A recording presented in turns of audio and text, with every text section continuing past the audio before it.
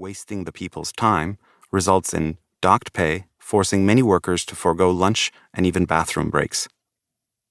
At the outset of the pandemic, Chinese demand for food products skyrocketed. Public authorities identified slaughterhouses as essential enterprises, and management began ordering employees to put in ever longer shifts without regard for the risk of viral contagion. It was that cavalier attitude that prompted Zhang to take action. One day in April, he led a walkout of his colleagues. Their demand was reasonable. They called simply for the complex to be temporarily closed and more stringently sanitized, because several workers had become sick. Zhang was terminated from his job that very day. His actions had been immoral, unacceptable, and arguably illegal, wrote the company's general counsel, Liu Wei, in an internal memo characterizing Zhang as a useful tool in its ongoing plan to tarnish dissident workers. Voicing dissent at a state-owned firm in the People's Republic, never exactly easy, could now be framed as a sanitary threat and a violation of Chinese law. When foreign reporters caught whiff of the story, the slaughterhouse insisted it had done nothing wrong. Dismissing the notion that many employees were aggrieved by the slaughterhouse's handling of the pandemic, a spokeswoman pointed out that the vast majority continued to show up every day and do heroic work, helping feed the Chinese people amid a once-in-a-century crisis. Zhang, meanwhile, remains unemployed as of this writing. The regime continues to silence internal dissidents and to ferociously resist efforts to organize workers.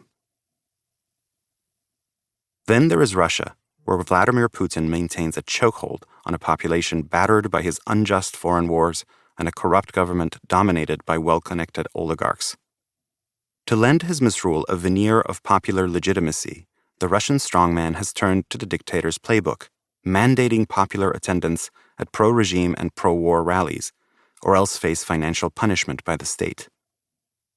In the summer of 2022, for example, while Russia's armed forces were prosecuting a barbarous war against Ukraine, thousands of employees of Gazprom, the state-run energy company, were told that they had to attend Putin's speech at the firm's headquarters in St. Petersburg, or to take the day off without pay. The Novaya Gazeta, one of the few reformist outlets still permitted to operate in the country, reported that a Gazprom contractor sent a memo to the company's employees informing them that attendance was not mandatory. Yet the memo made clear that only employees who arrived at the hours-long event would receive pay. No QR scan at the entrance, no pay. The purpose of the event was to celebrate Russia's energy dominance, but Putin seized the opportunity to bash the Ukrainian government and its NATO allies, saying, "The West and its lapdogs in Kiev tout free speech, but try criticizing how the Ukrainians treat our Russian-speaking people over there."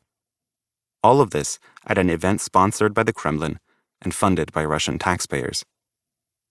According to the Novaya Gazeta, employees were warned that they needed to maintain decorum during the president's visit.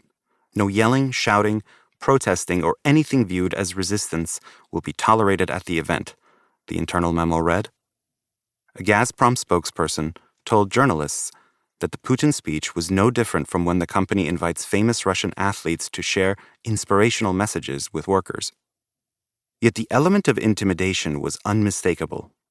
Failure to attend meant foregoing overtime wages otherwise built into employees' ordinary work weeks, a penalty that only a handful of workers were prepared to tolerate, given the dire economic conditions in Putin's Russia. Nearly 95% attended the speech, per the Novaya Gazeta. Finally, there is my native Iran, whose ruling regime has spent the last decade strengthening its arsenal of medieval repression with a vast digital surveillance apparatus. Consider the fate of Abdullah Pourmoradi, a member of the Basij militia in central Iran, who in the spring of 2019 found himself out of a job and socially ostracized after messages mocking his superiors were found in his personal email account. As a junior-level database analyst for the militia, Pourmoradi was permitted to access his personal accounts on his Basij device. Little did he know, however, that his commanders had installed keylogger software on his computer that recorded everything he typed. It's an all-too-common tactic deployed by dictatorships to catch thought crimes and to entrap members of unpopular